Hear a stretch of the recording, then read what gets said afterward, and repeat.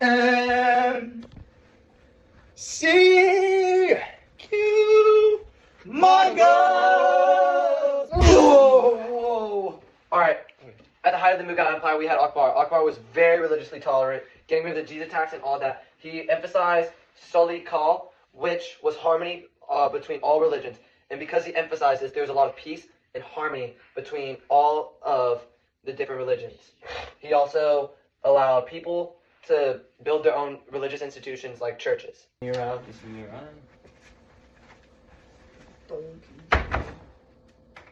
Okay, so the first leader of the Mughal Empire was Babur. He founded the empire, and then after him came Akbar, who was extremely religious tolerant, abolished the Jesus tax, or religious tax to non-Muslims, and he also created a bureaucratic system, which held the empire together.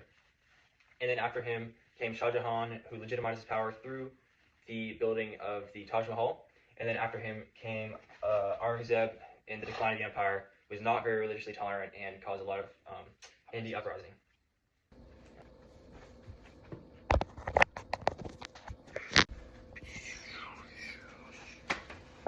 The social structure of the Mughal Empire was a pyramid with the emperor at the top and the nobles, middle class, commoners, and slaves.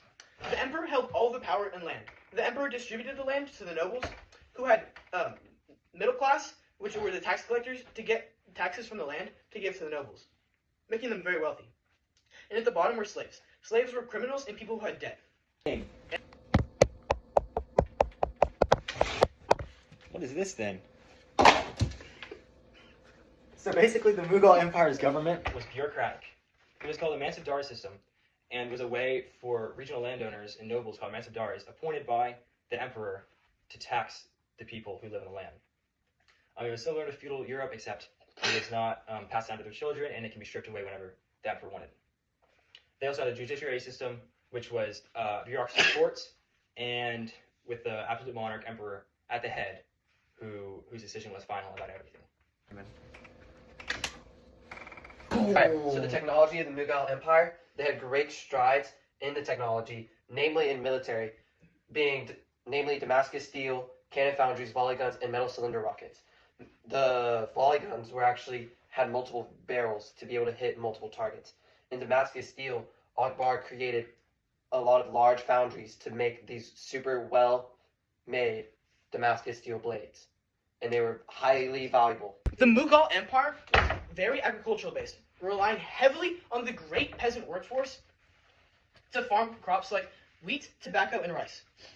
Textiles were also very important, being made by special artisans and workforces called karkhanans. These textiles were then sold on the maritime trade network to continents like Europe. The art, literature, and architecture of the Mughal Empire was very influenced by both Hindu and Islamic culture.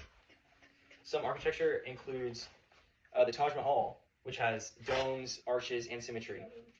And they also had literature, which used languages like Turkish and Sanskrit, which is for religious and sacred texts, which shows their religious diversity and cultural diversity. And they also had miniature paintings, which showed nature, spiritual, or leadership. But